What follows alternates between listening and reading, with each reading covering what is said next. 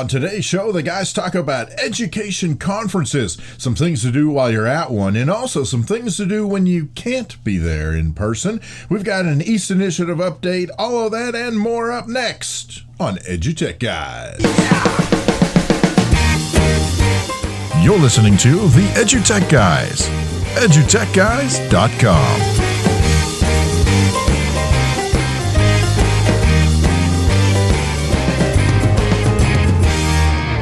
Hello and welcome to this episode of EduTechGuys Radio. I'm David Henderson. Hey, I'm Jeff Madlock. Yeah, hey, welcome back. This is the first podcast of the new year for the EduTechGuys. Yeah, you're probably wondering where we've been. Yeah, we fell off the face of the planet. I was hiding much under a bed for most of the holiday. Well, you were cooped up in the bed for most of the holiday, really. Yeah, I had a little health thing there, so Yeah, I man. spent some time in our lovely hospital. And feeling much better now. Yeah.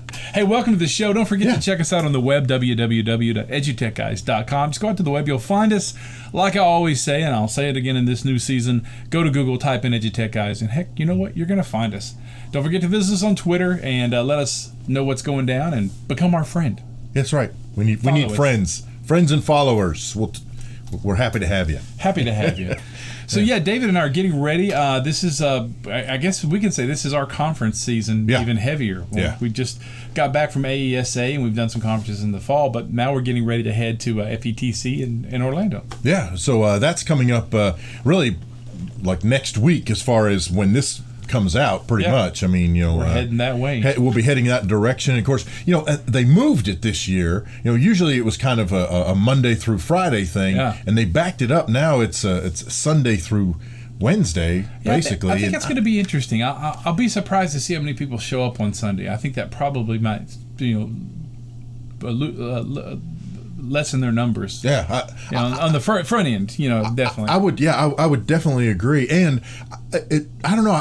It's going to be interesting to see if the overall numbers are down, just because we're going to have. I mean, I'm assuming that we're probably going to have similar numbers Monday, Tuesday, for sure. I would say that they normally have. But, with coming in on Sunday, and it's not just coming in on Sunday, I mean, that Sunday starts it. So really you have people coming in on Friday and Saturday, which I guess maybe that lends itself to having more people come in. But by the time they get to Wednesday, people will be skirting out of there. And in the past, when it went through Friday or at least Thursday afternoon, at least I was thinking anyway, that they'd have a lot of people who would just stay and spend the weekend. So, they'd stay there longer. But now it's going to end in the midweek.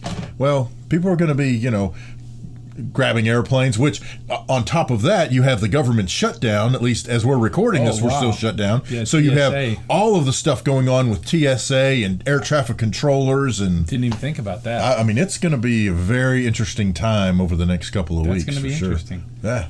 But yeah, so that's where we're heading. And so today we thought we'd talk about, we don't have a guest for today. We've got guests lined up for the rest of the season, but we thought we would talk about going to a conference and, what to prep. With podcasting becoming so prevalent, especially in education, and now podcasting and live interviews and podcasting opportunities at conferences, you better bring your A game. Yeah. Because we're going to be gunning for you. Yeah. And if not us, I mean, I'm just going to say this, if it's not us, there's a good chance it'll be somebody. Yeah. Somebody's going to be carrying around a microphone, a recorder, or something. And my guess is that at this FETC especially, but also the rest of the conferences, my guess is we're going to see a whole lot more folks who are doing that. Used to do kind of vlogs, hold your phone up and do the Instagram stories, that kind of thing. I think that's still a thing, but with podcasting really catching on the way it is, I think we're going to see a whole lot of folks who are just doing the audio side. Right. And, we're not blowing our own horn here, but, if you don't get someone like us, we're pretty used to interviewing people at this point. Sure. And so we can help you get through those awkward moments of, who are you, what do you do, and, share with us your educational journey. You should be prepped for that. So you should start thinking about... think of the elevator pitch. Yeah. And think about when you go to a conference and someone sticks a microphone or a recorder in your face and says, blah, blah, blah, blah, blah. Think about your education elevator pitch. Like, one, what do you do and what's your passion right now in the field of ed tech, education, learning, curriculum? Get that together, and then probably get together one for that conference. You should think about that on your trip there. Like, okay, why am I going to the conference, and what's my elevator pitch for this conference? Yeah, and I'm so glad that you went down that road, because that's exactly where I think a lot of folks don't necessarily put in a lot of thought. You're going to this conference, and it doesn't matter which conference it is, but just for the sake of argument, you're going to FETC. That one's coming up. You've convinced your supervisors, whoever needs to approve it. You've convinced them that if this is a good thing, it's worth going to. What are you hoping to get out of it? What do you want to get out of it? What do you need to get out of it? Yeah. Like Jeff said, what is your FETC elevator pitch in terms of why are you here? Why FETC? Out of all the conferences that go on all year long, why are you at this particular conference? And the one that your district has, decided they'll pay for. Yeah, So, exactly. Hopefully you're going. But, I would suggest, and I think David would agree, 3 to 5. Yeah. Pick you 3 to 5 things that you're going to talk about what that conference means to you, what you get out of it. And, make sure that it directs back to your personal philosophy. Make sure it goes back to what you're all about and what your elevator pitch is about, and throw a little bit of that in there too. Throw it in the mix, stir it up, put some cayenne pepper on it. That's right. Make a little bit of bam. Yeah, spicy the meatball. There you go. I think that would be great, because for when you sit down at our table, when you sit down to talk with us, we're going to ask you those pertinent questions. Hopefully, tell us what you're here for, and we're active listening. And so I think that brings me to the next thing is, not just as being interviewed doesn't mean you get to just sit back. You really need to be an active listener. And so listen to yourself and listen to what the interviewer is asking you, and really pay attention there. If you get a good interviewer, they're going to be actively listening. And so they're going to give you they're going to pick up the prompts, and they're going to give you some more cues and help you get down the road. But being an active listener all the way around is a big deal. For me, I always have to tell myself, okay, Jeff, shut up and listen. Yeah. It's time for me to shut my mouth and listen to what these people are telling me, because that's a really big deal, I think, in a conversation. Well, and not just if you're being interviewed for a podcast order, but I think that's one of the things that can benefit you in any of the sessions that you attend. A lot of times we go to a session and we might sort of semi-actively listen for the first 10-15 minutes during the intro, and then sometimes it gets a little dry or wanders off or what have you, and so maybe we wander, but we let our mind wander, or our phone starts buzzing, whatever. I think if you want to get the most out of any sessions you go to at any conference, you've got to be that active listener. You've got to be paying attention to what that person's saying, writing down the notes that jump out at you. What are the things, some of the highlights that are pertinent to you, or someone that you work with. It may not directly relate to you, but you may be like, oh man, Joe would love this. I need to make sure I remember to mention this to Joe or whatever, so that you are being an active listener, you're actively taking appropriate and proper notes. The other thing is, depending on the kind of person you are and or what session you're attending, by being an active listener, if you have additional questions and you get to the end of the session and they either have a Q&A, or you want to step up and just shake hands with the guy or woman, whoever, the presenter, and say, hey, loved your presentation, I got a question about this, and you turn around and you ask them about something you were actively listening, then they are going to pick up on that and go, oh, wow, you were really paying attention to what I was saying. And it makes the whole experience much more relatable. Yeah.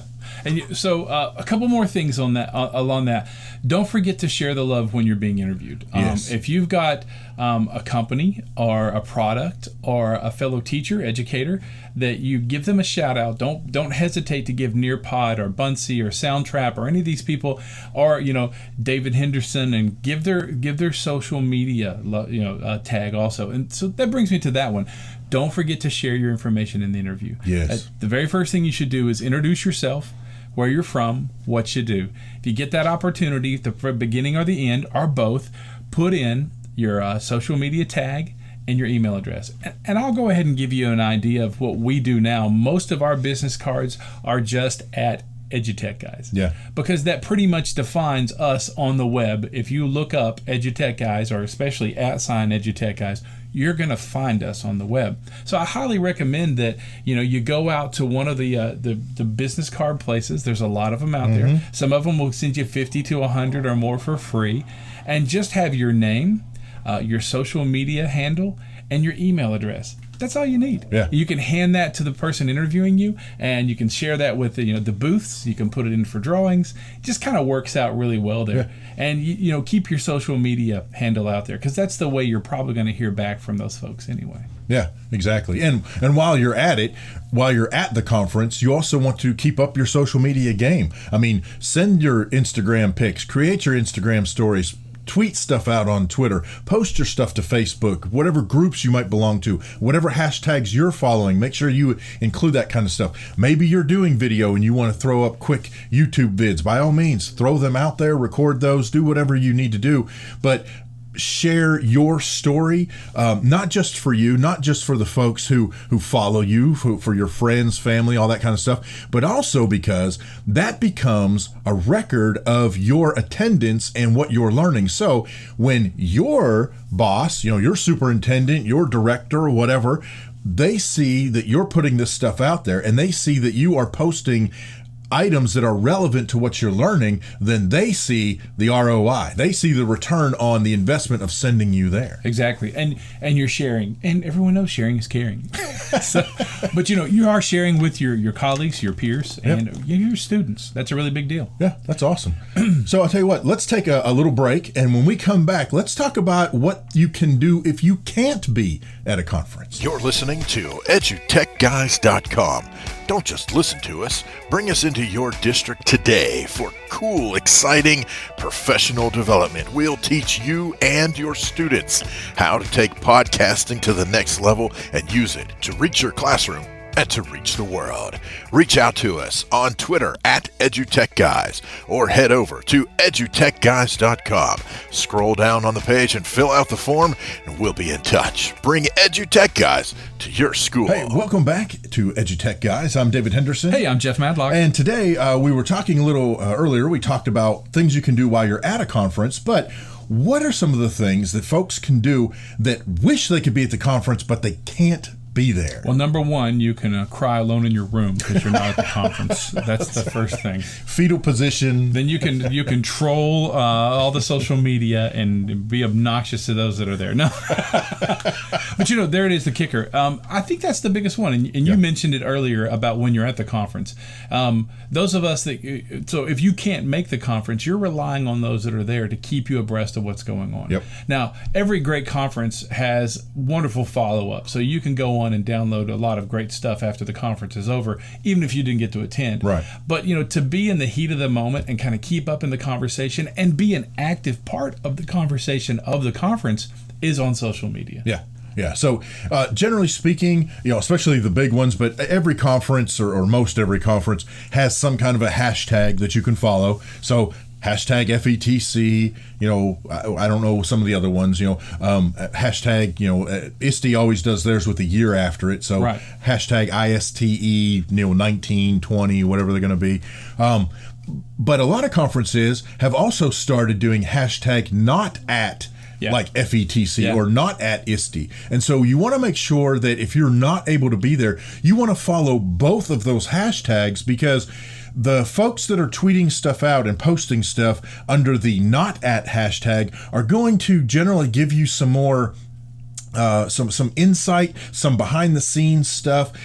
Sometimes they even run their own little, promotions, competitions, contests for the people who wish they could be there but can't be there. Well, and there's the thing, they don't know you're not there.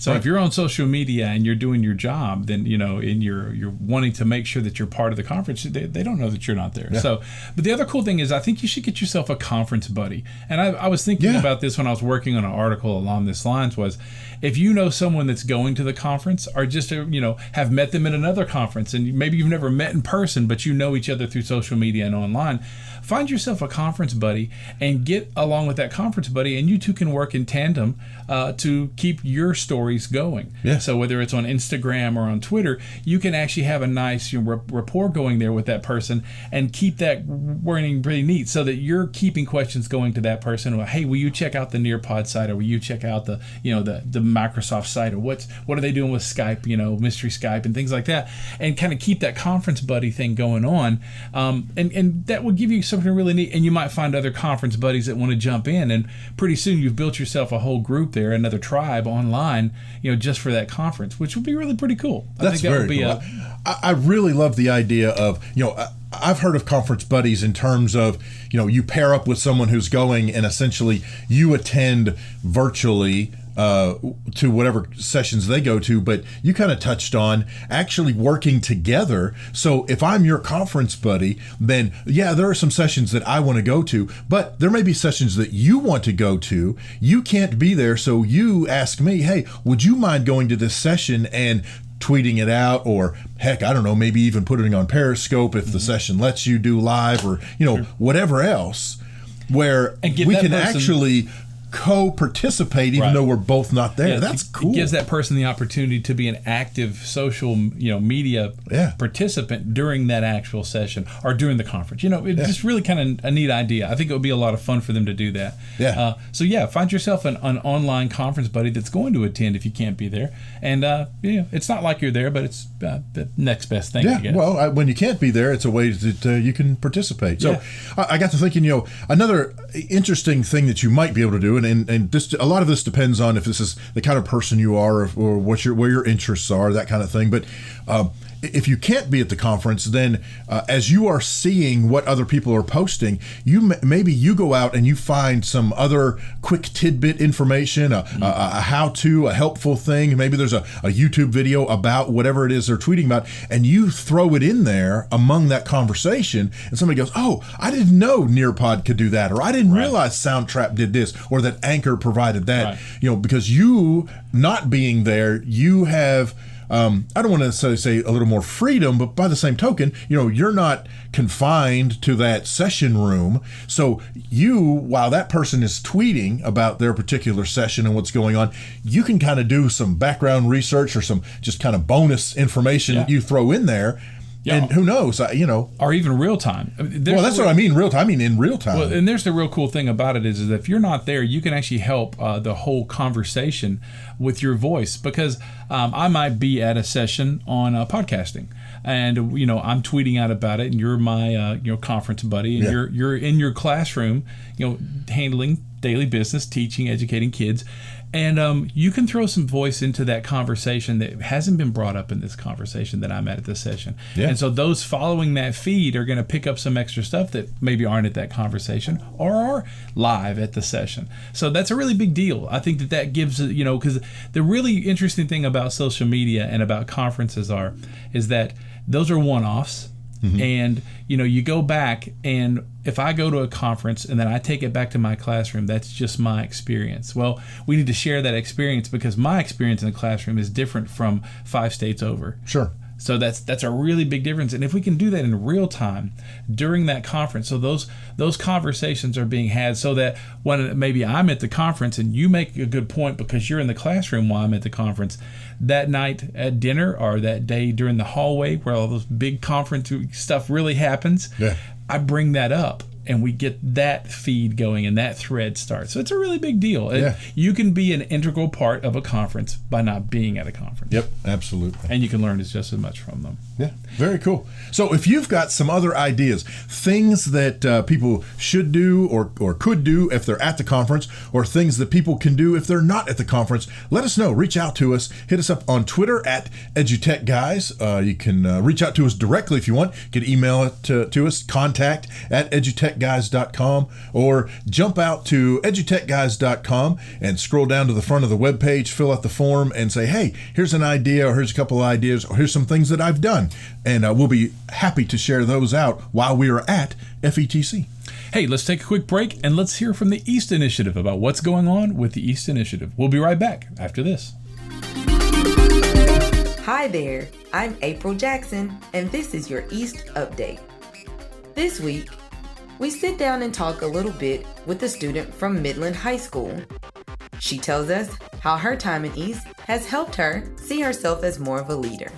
So I was by myself a lot. I never talked to anyone. Then when I was in his East class, it was like, in the beginning, it was like pulling teeth trying to get me to talk.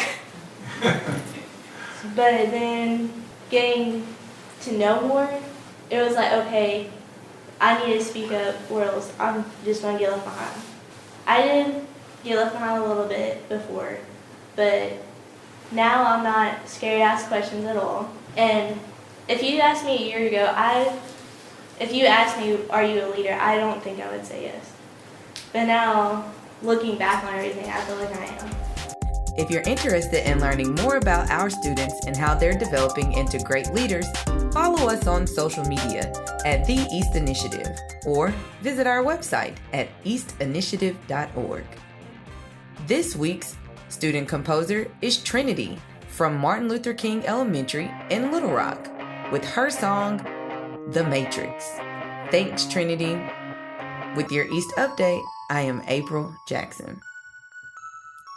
Great stuff as always from the East Initiative update. Thank you guys so much. We appreciate this partnership basically that we've developed with the folks at East. And looking forward to their conference coming up here pretty soon this spring. Right. So we'll be there, and so it's going to be a fun conference. So always great stuff from them. Hey, listen, if you want to find out more about us, we're going to be in a lot of places. Like we said, FETC at the end of January coming up pretty soon. Yeah, and then we're in at the end of February, we'll be in Chicago at the ICE Illinois Education Conference. Then in April, we're at NASA. Yeah, with NASA. Conrad Challenge. So we're looking forward to that. Going to see a lot of great STEAM and STEM stuff going on there to help the world. That's what those kids are doing. Yeah, very cool. Awesome. If you want to get in touch with us, don't forget edutechguys.com or catch us on social media at EduTechGuys. Yeah, I'm David Henderson. Hey, I'm Jeff Madlock. Oh, I did that backwards. It's okay. We'll see you next time. You've been listening to the EduTech Guys, edutechguys.com.